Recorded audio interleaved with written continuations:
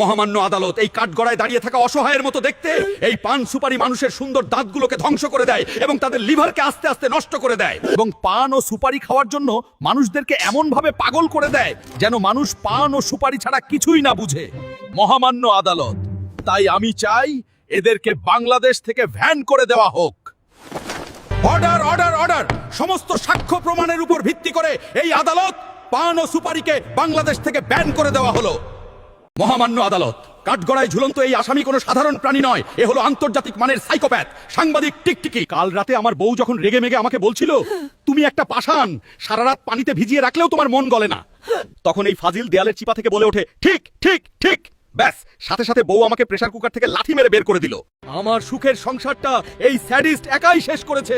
আমি এর কঠিন বিচার চাই। মহামান্য আদালত, অর্ডার, অর্ডার! আসামিকে আজীবন বধিরদের হোস্টেলে বদলি করা হলো। সারাদিন চিল্লালেও কেউ শুনবে না। আমি এমনিতেই আধা সেদ্ধ আলু, আমাকে আর প্যারা দিও না। Court dismiss. আলুর মা, তোমার কি আজকাল একেবারে বুদ্ধিলোপ পেয়েছে? এই বিয়ে হলে আমাদের গোলগাল বংশের কি আর মান থাকবে? তুমি চাইলে আমি ছেলের বিয়ে বিদেশি সবজির সাথে দেব, ব্রোকলি, জুকিনি, বেবিকর্ন, যা বলবে। কিন্তু ওই লিকলিকে ভেন্ডি, এই বিয়ে এই বাড়িতে হবে না। বাবা কোনোদিনও ওই ভেন্ডির সাথে আমার এই ভালোবাসার সম্পর্ক মেনে নেবেন না, তাই আমি বাড়ি থেকে পালিয়ে ওকে সোজা প্রেসার কুকারে বিয়ে করব, একেবারে সিটি বাজিয়ে। মহামান্য আদালত, কাঠগড়ায় দাঁড়ানো এই ফ্যান ভাই পুরো শীতকাল লেপ গায়ে দিয়ে নাক ডেকে ঘুমিয়েছে, কিন্তু এখন তো গরমের সিজন। নির্দয় মানুষগুলো এখন তাকে বিনা বেতনে ফুল স্পিডে ঘোরাবে, কারেন্টের ছ্যাঁকা দিয়ে তাকে সারাদিন লাটিমের মতো নাচাবে। ইওর অনার, আমি এই নিরীহ ফ্যানের ওভারটাইম আর মাথা ঘোরার ক্ষতিপূরণ চাই। Order, order! মানুষগুলোর এমন অমানবিক আচরণের কথা শুনে তো আমারই ঘাম ছুটে যাচ্ছে। ফ্যান সাহেব, আপনার কি বলার আছে বলুন? আপনার কি বেশি মাথা ঘোরে? মানুষ ভাইরা, তোরা গরমে আমাকে 5 নম্বর স্পিডে এমন ঘোরা ঘুরাস, আমার তো বমিই চলে আসে। প্লিজ একটু রেস্ট দে, না হলে কিন্তু একদিন ঘুরতে ঘুরতে ছাদতে খুলে সোজা তোদের ঘাড়েই পড়বো। এক হারানো বিজ্ঞপ্তি। রমজান মাসে 5 ওয়াক্ত কিছু নামাজি মসজিদে দেখা গিয়েছিল, তাদেরকে ঈদের পরে আর মসজিদে দেখা যায় না। যদি আপনারা কেউ তাদেরকে খুঁজে পেয়ে থাকেন তাহলে দয়া করে মসজিদে তাদেরকে পাঠিয়ে দিবেন, ধন্যবাদ। মহামান্য আদালত, এই কাঠগড়ায় দাঁড়িয়ে থাকা অসহায় দুলাভাইয়ের পকেট এখন পুরোপুরি ফাঁকা। ঈদ আসলে ওনার জীবনে নেমে আসে টাকার টানা পড়া।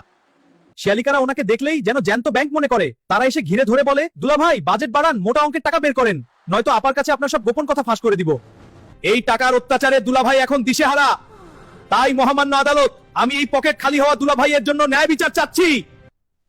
Order, order, order! যেহেতু এই শিয়ালিকারা টাকার জন্য দুলাভাইদের পকেটে শান্তি দেয় না, তাই এই আদালত আদেশ দিচ্ছে পকেটের চাপ কমাতে এই শিয়ালিকাদের অতি দ্রুত বিয়ে দেওয়ার ব্যবস্থা করা হোক। শোনো ফুলকপি, আমি কিন্তু বিদেশে যাচ্ছি টাকা কামাতে, খবরদার আমার পেছনে অন্য কারোর সাথে লাইন মারবা না। ও মা, যাওয়ার আগেই সন্দেহ শুরু। আমি কি তোমার মতো সস্তা গাজর পেয়েছি যে তার সাথে ঝুলে পড়বো? বেশি কথা বলবা না। পাশের বাসার ওই লাউর সাথে হাসাহাসি করতে দেখলে কিন্তু এয়ারপোর্ট থেকে ফিরে আসবো। আরে রাখো তোমার লাউ, আমি হলাম আস্ত এক ফুলকপি। তোমার মতো শুকনা গাজরের জন্য সারা জীবন বসে থাকবো নাকি? কি এত সাহস? মনে রাখো, ফেসবুকে কিন্তু আমার গোয়েন্দা লাগানো আছে, উল্টাপাল্টা পোস্ট দিলেই খবর আছে। গোয়েন্দা না চাই, আগে ঠিক মতো পৌঁছাও তো। বেশি চিল্লাপাল্লা করলে তোমার সব ভিটামিন কিন্তু এই দেশেই শেষ হয়ে যাবে। যাই বাবা, প্লেন মিস হবে। যাও যাও, আপদ বিদায় হলেই বাঁচি।